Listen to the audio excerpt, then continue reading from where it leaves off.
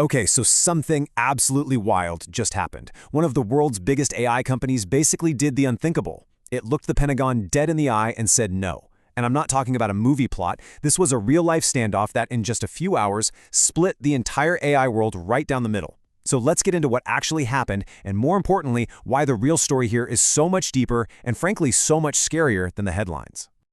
It all kicked off with this. A pretty brutal ultimatum. The Pentagon's Pete Hegseth basically laid down the law for the AI company Anthropic. The message was simple. Disable your safety features for military use by Friday at 5:01 p.m., or you can kiss your contracts goodbye. The choice was clear. Compromise your ethics or face financial ruin and get blacklisted as a national security threat. And then, right on cue, as the pressure was building, Elon Musk drops this tweet. And just like that, he perfectly frames the whole thing for the culture war. Suddenly, Anthropic's safety-first policy wasn't just some technical debate anymore. No. Now it was being painted as an attack on Western civilization itself. But you know what? Anthropic didn't flinch. Their CEO, Dario Amodei, came out and made their position absolutely crystal clear. He drew a hard line in the sand. No tools for autonomous killing, no tools for mass surveillance. Period. And with that one statement, the battle lines were officially drawn. So, how did this whole political drama really unfold? Well, what you had was a classic showdown.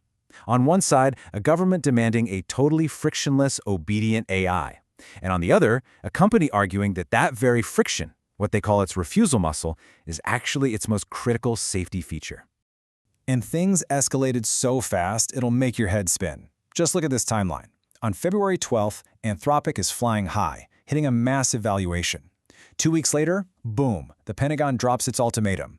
The deadline passes on the 27th, Anthropic says no, and by the end of that exact same day, a phase-out is ordered, and their biggest competitor, OpenAI, quietly swoops in to take the deal. The entire industry was redefined in a matter of hours.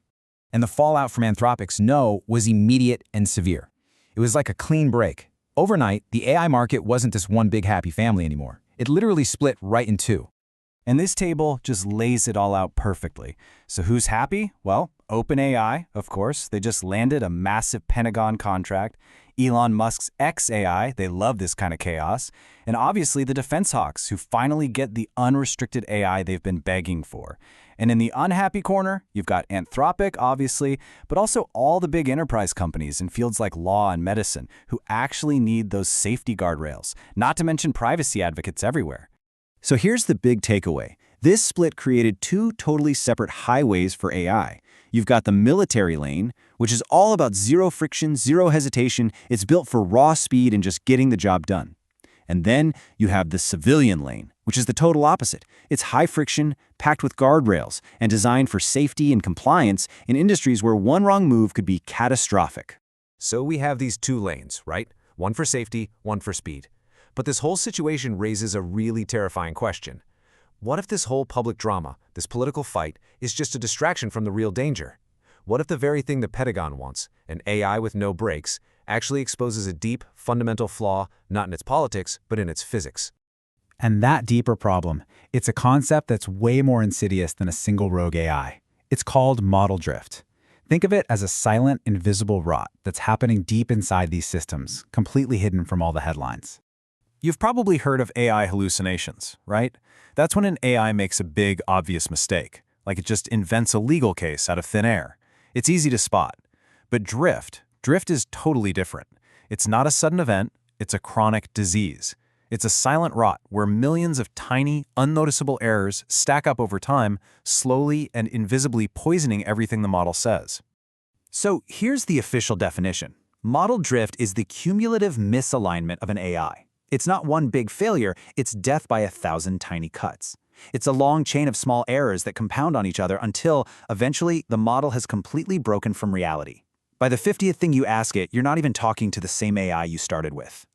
And look, this is not just some theory. Check out this data from actual military-grade AIs. In year 1, accuracy is at a respectable 73%. But fast forward 5 years, and that silent drift has caused accuracy to just rot away, plummeting down to 58%.